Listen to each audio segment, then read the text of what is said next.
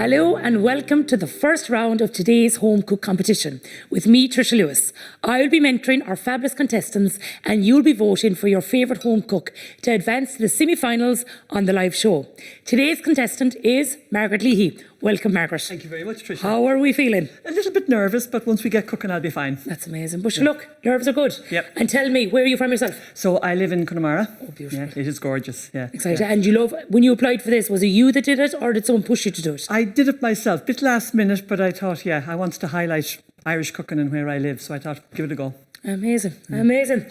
Right, so Margaret, to explain it, once we start the timer, you will have 10 minutes to make the dish, and then you're going to serve it up for me to taste. Okay. There's no pressure on that side now. Okay. Brendan will be standing by with the timer, so once the 10 minutes starts, we get working. Now, usually, I'm here. So here is a bit uncomfortable for me, so if you don't mind, I'm going to give you a little bit of a hand in the middle Absolutely, as well. yes, Which I'd will be love amazing. that. Yep. So, we're going to start the clock and we're going to go for it. Okay. Right. Now, the 10 minutes is off. Okay. So for the viewers at home, we've everything organised in advance. Yes. So what you're going to do is you're going to start off by telling me first, what are we making first? Okay, so we're making Dillisk scones. Dillisk is an Irish seaweed, and we're going to make savoury scones as against the usual sweet scones that you have. Beautiful. So the first thing I want you to do is to fry an onion and garlic, which I have chopped up. Gorgeous. Now, I did them earlier because they're best added to the recipe cold. Oh, fabulous. Yeah, so if you could fry them with a little bit of oil, that'd be great, problem. thank you. And then I'll move on. Amazing. So in the bowl here, I have 500 grams of plain flour. And to that, I'm just going to add 1.5 teaspoons of baking soda. Beautiful. And just give that a bit of a stir. What flour are you using, Margaret? Just regular plain flour. Beautiful. Yeah, just regular plain flour and bread soda. And just mix them together with a fork. Then I'm going to add the butter. And I have the butter cubed, so it just makes it a bit easier to rub in, okay? And what I want to do now is rub it in so it ends up looking like breadcrumbs. Amazing. And how many times now in your life have you made this recipe? It depends. Okay. It depends on the mood I'm in. Okay, fabulous. Do you do a lot of home cooking, obviously? I do. I like to cook from scratch. I mean, you know, and whether it's for myself or people coming over, I like to pretty much cook everything from scratch. Gorgeous. Breads, cakes, soups, whatever. These are lovely with soup, So you're the house actually. that people will visit? Yes. Oh, 100%. Or if I'm going visiting someone, I'll bring something with me. Amazing. Yeah. A little bit of a gift. And tell me, what do you do yourself, Margaret? So I am a tour guide. I do food tours, in the west of Ireland.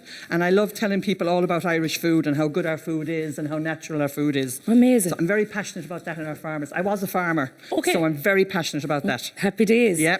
Now, when you're mixing this, is there any tips at home that if somebody wants to make it, you know, would you give? So the most important thing to me is to keep the butter cold. It's a bit like if you're making pastry. Keep the butter cold. And if you cut it up like I did beforehand, rather than putting a big lump of butter in, it helps it. Now, some people actually even grate it in, but I just find it's fine like this. Okay. So that's that. So the other thing I did before we started, was to actually cook off the Dillisk. So this is Dillisk seaweed. Okay. And it's one of our native seaweeds. Beautiful. It's a red seaweed normally, and you can eat it fresh. Okay. It's season right now, and you can go down to the rocks and eat it fresh. But most people buy it dried. It makes a great snack, by the way. Ooh. So I take the dried Dillisk and I put it in the oven just for a few minutes because I want to crisp it up. It doesn't matter that my hands are floury because this is all going to go together. So you literally just want to crisp it up so that it goes like flakes. And you add it to the onion, and you'll probably hear it now. See, you can just. And that'll give a lovely colour and texture as well to it. And Dillisk seaweed is really good for us. I mean, Irish people have been eating seaweed for generations, and it's fantastic as it's got all these I'm not a medical person, but it's got all these micronutrients in it. It also makes a great fertilizer. So Irish farmers would have used it to grow their potatoes in the past. So you're really, really cooking from the land. Oh yeah, beautiful. The land and the sea. Beautiful. Now, for people at home, there is a timer on the screen. Yeah. So you'll be surprised to know already, Margaret, we're at the 3-minute mark, which means you're perfectly on target. Okay. So we've broken it down already that, you know, we have different kind of cues. Yeah. And that's the thing with the live cooking, that sometimes you kind of have to move on a bit with something and then but you're flying it and you fit it. So I've added the onion, the garlic and the seaweed, and now I'm going to add 100 grams of lovely Irish cheddar. Oh, beautiful. Thank you. Thank you. Another Irish one. It's like a little flag in there. Yeah. So just mix them through. And then I am adding 2 teaspoons of mustard powder. Gorgeous. You can also add chilli if you want to, by the way, if you like it hot. Fabulous. And if I didn't have mustard powder at home, can I use regular mustard? Yeah. Like a so jar? what I would do with that is if you had the jar mustard, put it into your buttermilk and emulsify it like that. Yeah. Amazing. That's how I do it. And you were telling me that buttermilk is from Mayo, is it? Bal in County Mayo, Cundy Mayo. Just travelled the whole way down to me. Yeah. I'm looking forward to trying that now. And I have an egg here, which is from Uachtarard, lovely local egg as well. So I'm just going to lightly whisk that. Gorgeous. And then add that to the buttermilk. Stunning. So you're preventing any kind of clumping. Exactly. Oh, amazing. Exactly. Yeah. So then just basically, like with most of these things, you're literally adding the wet to the dry. Amazing. And do you have smallies at home? Are you Oh no, mine are all reared. Okay. So have they been your taste testers for years? For years, yeah. They all live all over the world now. I have kids literally all over the world. Amazing. How many do you have, Margaret? I have 4. Beautiful. I have 2 boys and 2 girls. Well, they're men and women now, but anyway. Yeah, and they're all good cooks as well. Oh, amazing. Yep, which I'm very proud of. Happy days. Yep. And the way we are at now, we're just at the halfway mark. Okay. So at this stage now, you'll have preheated your oven. What temperature is your oven at, Margaret? 180. Beautiful. And we're going to move this board out of the way because I'm going to toss this out in 1 second. We can toss it up on the board. It'll be perfect. Okay, perfect. And So I need to dust it with a bit of flour because otherwise it gets it sticks to everything. lovely. And that little ding now is reminding us that the 5 minutes are gone. Right. Where And does the when time go? I know, the time flies, and that's what I was, but that's the fun part, I suppose. And this is the part when you will be driving home later on, you'll be so proud of yourself. Because it's a big step to do.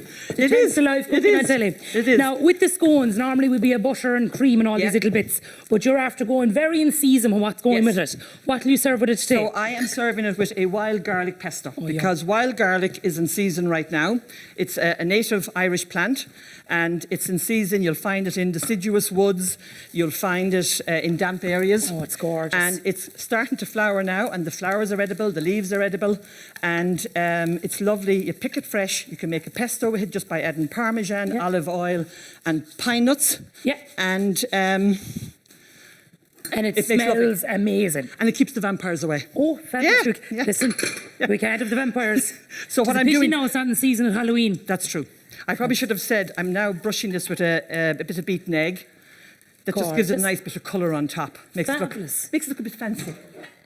Okay. Lovely. And there's the clock my now. Yeah. So I'll just dust this if you want to make them. Yeah. So just with the clockwise, we're at 3 minutes and 45 seconds left. Okay. So enjoy the last few minutes because this is exciting. So amazing. So you're going to place it on your flour tray. Yeah. And then cut it. Now you could use a cookie cutter. Okay, you're doing a different shape. Well, I like big because they're a savoury scone. Yes. I like them big and rustic gorgeous. because they're lunch. If you have a bowl of soup with this, it's a big lunch. Fabulous. It's like an Irish pizza slice. So in the oven Gorgeous. now, 180. So you've segmented them on and they're all nice and even size. And just keep them a little bit apart because that means that the inside in there cooks more evenly. Amazing. Okay. So into the oven. Into the oven, 180. 180. And check them at 12 minutes. Okay. They usually take about 15, but I like to check them at 12. And with the onion, just say if somebody didn't have an onion at home, could they use spring onions and You could use spring onions, you could use a red onion. Yep. Anything like that. And if you didn't have cheddar, you could use any hard cheese. Okay, gorgeous. It's just, cheese and onion is such a wonderful combination, isn't it? Yes. So any cheese really goes with any onion. Now, there you go, my love.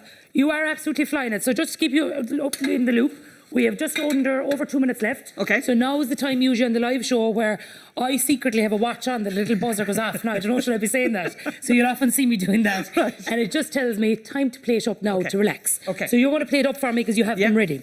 Now, if I was to make these at home and freeze them, would I freeze them when they're cooked or when they're raw? Cooked, and they freeze beautifully. So wrap them individually and then throw a few of them into a bag. And you can take them out one at a time, defrost them singly, and there's your lunch. Amazing. Now, Margaret, you have the pesto made already. Yes. And you were telling me earlier to take it out of the fridge at room temperature because the flavours are better. Yeah. So if I was to make the pesto, can you just tell me what's in it? Okay, so you'd whiz up your wild garlic. Beautiful. Okay. Olive oil, pine nuts, and if you just dry fry the pine nuts for a few minutes, it gives them a much better flavour. Yeah. And Parmesan cheese, Yeah. and you whiz it up in your regular little blender, your little hand blender, whatever it is. Fabulous. It's as simple as that, and it freezes beautifully as well. Gorgeous. Yeah, freezes really, really nice. So I'll pick the nicest one here for you now. Here you go. do. Yes.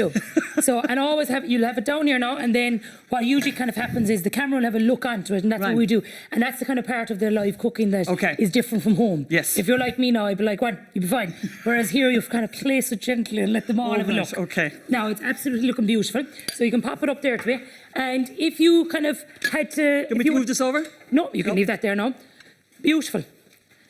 And so here you have your wild garlic pesto. Yes. And let's say if it was a vegetarian having this one to replace the parmesan, could you use the same cheese as you used in scones? Absolutely, you could. Oh my And God, also, divine. if someone had nut allergy, you could replace the pine nuts with sunflower seeds. Oh my God, gorgeous. Yeah. So what we'll do is I'm going to be tasting it. Right. And I know already because I've been smelling them all morning. They smell amazing. This sauce is the first time I've tasted live on camera. Oh. So now that you've plated up, Yes. you have been within the time, you had 47 seconds to spare. Excellent. So I knew you'd be able to smash it. And we're going to taste it. So we're going to Okay. stop the clock, if that's okay. Now, oh my God, they're like air. Oh, they're beautiful. That's because, as I say, if you keep the butter cold and you handle them as little as possible, Yeah. that's what keeps it light. Okay. Yeah. Beautiful. Now, a little bit of pesto. Happy days. And would you normally have pesto with it or would you go butter?